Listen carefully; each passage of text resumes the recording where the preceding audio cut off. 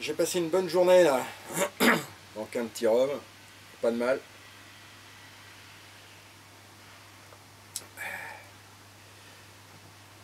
Et là, j'étais en train de me poser une question. Je me disais, comment se fait-il qu'il y ait autant de voitures sur le marché? En fait, pour nous, ça nous aide en rien, quoi. Je veux dire qu'il y ait autant de bagnoles, des Renault, des Citroën, des Peugeot. Alors moi, je suis assez, on va dire dans un premier temps, chauvin. Ma voiture principale, c'est une Renault, hein, vous l'avez bien compris. Après, j'ai la voiture plaisir. Là, je suis en train de restaurer une autre voiture. Mais dans l'idée, je me dis, si demain, je devais acheter une voiture en vue de la restaurer parfaitement bien, bah, quelle voiture je pourrais prendre? Alors là, franchement, je suis vachement embêté, quoi. Parce que là, dans l'idée, je me dis, vas-y, bois du rhum, toi. Tu vas être torché en deux, trois, en deux temps, trois mouvements. Vous avez déjà vu ça, toi? Un chat qui boit du rhum. Non, mais attends, je rêve. Donc, dans l'idée, oui, je disais, bah, il faut trouver un modèle de voiture pour la restaurer, pour se faire plaisir, pour vous apprendre aussi à faire plein de choses. Alors qu'il serait si simple d'avoir un modèle de bagnole qu'on appellerait, je sais pas moi, la Novice Car ou la Natalai, peu importe le nom, hein, 4 cylindres, 130 chevaux, elle serait soit bleue, blanche ou rouge. Et puis, ben, franchement, on serait vachement moins embêté, quoi. Je veux dire, ne serait-ce que pour commander les pièces, par souci d'équité, on dépenserait exactement la même somme d'argent pour l'entretenir. Enfin, moi, je m'en fous, hein, parce que maintenant, je limite vachement mon budget pour l'entretien de mes bagnoles. Il fut un temps où je faisais rien, c'est Renault qui entretenait mes voitures. Et quand je faisais mes tableaux Excel, bah, des fois je m'apercevais que pour l'entretien de ma voiture, il fallait compter entre 1300 et quasiment 2000 euros tous les ans pour entretenir ma voiture. Donc là j'ai dit terminé, quoi. Quand je vois une vidange à 792 euros, je vous raconte ça il y a 7 ou 8 ans, à l'époque où j'habitais à Gisors. Donc je me dis 792 balles pour une Renault, ça va, quoi. Alors que maintenant je fais les pas d'entretien et ce correctement sur ma voiture, et ça me coûte en moyenne entre 130 et 150 euros de pièces que je commande sur soit Mister Auto, soit chez Oscaro. Parfois je me déplace chez Noroto. Enfin voilà, quoi. Donc je me dis, on économise énormément d'argent en entretenant correctement ces voitures, quoi. Mais si demain je devais acheter un véhicule, euh, soit pour me faire plaisir, soit pour aider Novice Car, bah, il faudrait que je trouve une voiture. Et j'ai déjà regardé sur le Bon Coin, hein, dans le secteur où j'habite maintenant, hein, du côté de Biscarrosse, soit dans les Landes, soit en Gironde. Alors des Clio, on en trouve à 1000 balles. Mais ça ne me dérange pas, hein, des voitures qui ont 200 000 km. Si la voiture a été un petit peu entretenue, je veux dire franchement, même des petits moteurs, on les emmène à 350, 400 000 km sans aucun problème. Je dis bien aucun problème. Mais il faut que l'entretien soit fait correctement, quoi. Alors c'est vrai, il faut reconnaître qu'entre quelqu'un qui roule dans une petite Ford, une Ford Fiesta par exemple, ou une Clio, allez, j'oserais presque dire, sans arrière-pensée, que bah, ces gens-là, peut-être qu'ils vont être un petit peu moins scrupuleux que des gens qui vont rouler soit dans une 525 TDS BMW ou dans une Jaguar X-Type 2,5 litres V6. Parce que là, les voitures, on commence à monter dans du haut de gamme, et là, je peux vous dire que l'entretien, il est parfaitement bien fait, quoi. Et ça, c'est des voitures qu'on peut emmener à 400 000 km sans problème. sur le Bon Coin, regardez, hein, faites l'expérience, vous tapez sur une Volvo, sur une 850, c'est des bagnoles qui ont parfois jusqu'à 500 000 km, quoi. C'est courant de voir ça, quoi. Donc je me dis, voilà, quoi. Bref, ensuite, quand moi je recherche un véhicule, c'est pas compliqué, hein. Je regarde une annonce et je regarde aussi la formulation de l'annonce. Une annonce qui est truffée de fautes d'orthographe, allez, c'est même pas la peine, hein, je mets ça de côté, c'est... Voilà, quoi. Par contre, une formulation qui est correcte, sans faute d'orthographe, là, elle va plus attirer mon attention. Je vais téléphoner, je vais m'entretenir verbalement avec la personne qui va vendre son véhicule, et puis, en partant de là, oui, je vais franchir le pas ou pas franchir le pas, quoi. Donc, dans la restauration des véhicules, moi j'ai commencé par restaurer une Mégane 1,9 litre, c'était une coupée cabriolet. En fait, c'est cette voiture-là qui m'a servi un petit peu de pilote. Enfin, je veux dire, m'a servi de voiture pilote pour apprendre plein de trucs. J'ai tout démonté, le bloc moteur, je l'ai mis à nu. Et puis, j'ai appris plein de choses, quoi. Mais nous, on n'en est pas là. Donc, nous, l'idée, c'est simplement de choisir une voiture d'occasion et de trouver des pistes pour trouver la bonne affaire, de bricoler un petit peu dessus à moindre frais et que cette voiture nous fasse aller entre 120 et 150 000 km sans problème. Ça veut dire qu'en gros, 3 x 4, 12, allez, on va dire 120 000 km sur 4 ans, quelqu'un qui roulerait 30 000 km par an, ça veut dire que j'achète une voiture à 1000 balles, je vais investir entre 1000 et 1500 balles de pièces, et je peux vous garantir que la voiture elle va vous faire 4 ans. Donc en partant de là, on compte les points. Est-ce que j'achète une voiture neuve?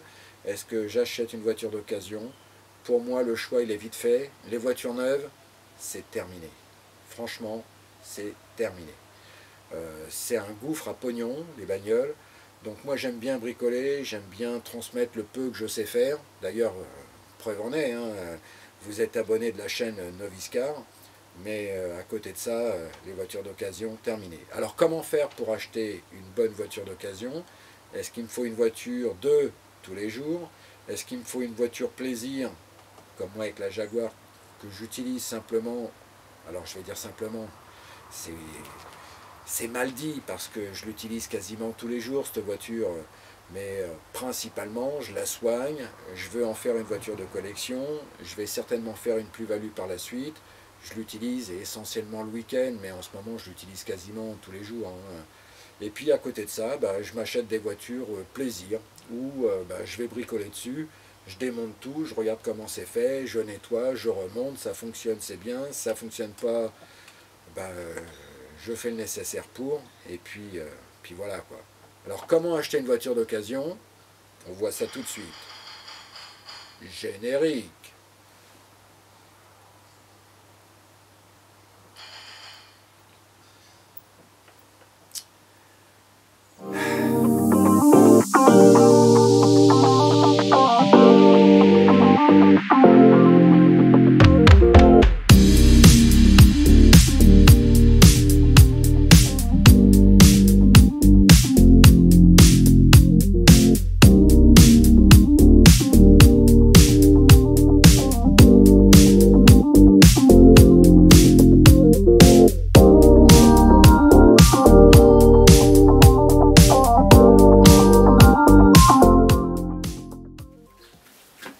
Propose, on va se mettre en situation.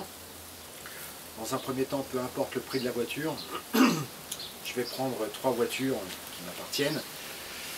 On va prendre une citadine style Opel Corsa, la voiture de ma femme. On va prendre le Renault Koleos et puis le 4x4 que je suis en train de restaurer de chez Mercedes. On va utiliser un seul site, comme ça au moins on aura une base bien propre pour simplement voir le tarif de certaines pièces, et en partant de là, essayer de voir si je peux ou non entretenir correctement mon véhicule. Donc dans l'idée, lorsque moi personnellement j'achète une voiture d'occasion, bah déjà la première chose que je fais lorsque j'achète cette voiture, bah bien souvent je vais changer les plaquettes, je vais changer les disques, je vais changer les amortisseurs. Une fois que j'aurai fait des essais sur route, il est fort probable que je change une rotule de direction ou des bielles de direction pour être bien propre. Je vais changer les pneus de telle façon à avoir une bonne assise et une bonne adhérence sur la route. Enfin, voilà, moi je pratique comme ça et en fait finalement bah, je m'aperçois que je roule dans des voitures que si je l'avais achetée neuve il y a 15 ans, j'aurais jamais pu acheter une voiture à 40 ou 50 000 euros. Alors que 15 ans après, cette même voiture, je vais peut-être pouvoir l'avoir à 900 euros, 1200 euros. Je la remets complètement en état et je l'utilise tous les jours. On fait le comparatif, on va se mettre devant l'ordinateur. Hein, je répète bien, pour les 3 types de voitures, on va prendre les mêmes pièces. Filtre à air par exemple, un amortisseur et des pneus, histoire de voir combien ça coûte. Et puis en termes de consommation, évidemment l'Opel Corsa c'est une toute petite citadine, ça consomme 5 litres au 100. Le Koleos, j'arrive à faire du 8 litres, 9 litres. Et puis le 4x4, parfois je fais du 9 litres, 11 litres, voilà quoi. Et tout ça c'est du gasoil. On y va? C'est parti. Bon, ça y est, j'ai ouvert une feuille sous Word et j'ai simplement sélectionné donc 3 de mes voitures et puis dans le nom des pièces, un filtre à air, un amortisseur, un disque de frein, une rotule de direction, enfin des pièces qui sont très très faciles à changer et bien souvent que je change lorsque je prends possession d'une voiture. Donc l'idée c'est de voir un petit peu la démarche que l'on doit un petit peu avoir, à mon sens, lorsque je choisis une voiture d'occasion. Donc on va déjà comparer les prix pour me dire, voilà, cette voiture-là correspond mieux à mon budget. Bon, déjà pour l'Opel, j'ai trouvé le filtre à air, recommandé par le site spécialisé de vente en ligne de pièces de voitures. Donc Mecha Filter, il est à 9,71 €. Eh bien, je vais faire la même chose pour toutes les voitures. Je vais appliquer cette même démarche et après, nous verrons un petit peu quelle est la voiture qui revient le moins cher au niveau de ces quelques pièces d'entretien, on va dire, courant. On poursuit les comparatifs de prix. Là, je commence par le Koleos maintenant au niveau des rotules de direction. Bon, c'est sans mauvaise surprise, de toute façon, j'ai pris 3 de mes voitures. On voit bien que la petite citadine, si je devais changer les amortisseurs, alors j'ai marqué 2 à côté parce qu'en fait il y avait des lots, il y avait 2 amortisseurs à chaque fois, donc on voit que l'Opel Corsa, si je dois changer ces quelques pièces, va me revenir à 184,29 €, alors que sur mon gros 4x4, c'est presque le double quoi. Donc vous voyez bien que moi je trouve que c'est nécessaire lorsque je vais faire l'acquisition d'un véhicule de faire ce style de tableau pour voir à la louche combien ça va me coûter quoi. Bon, pour terminer, vous voyez bien que lorsque je vais essayer d'acquérir une voiture, plusieurs questions doivent être soulevées, à savoir de quoi j'ai besoin. Évidemment, le budget, il faut en tenir compte, mais est-ce qu'il me faut une voiture citadine pour aller travailler tous les jours? Est-ce qu'il me faut un gros 4x4? Est-ce que j'ai la voiture utile à ce que à mes besoins? Ou est-ce que j'ai la voiture loisir? Ou est-ce que j'ai la voiture passion? Voilà. Mais quoi qu'il en soit, de toute façon, il faut aussi essayer de voir, d'anticiper un petit peu les assurances. Donc on va téléphoner à droite à gauche pour savoir, essayer d'avoir comme des devis en fonction de mon âge, en fonction du coefficient de réduction que je peux avoir avec mes compagnies d'assurance. Il va falloir aussi faire comme on a fait tout à l'heure, lister un petit peu des éléments clés qu'il va falloir changer. Si c'est une voiture d'occasion, assez rapidement, parce qu'on ne sait pas trop exactement l'historique parfois des véhicules. Et le but, c'est de rouler dans des voitures saines, propres, pour rouler en toute sécurité, quoi. Donc faites l'expérience, vous verrez bien que en achetant une voiture neuve, ben, évidemment il n'y aura pas de souci.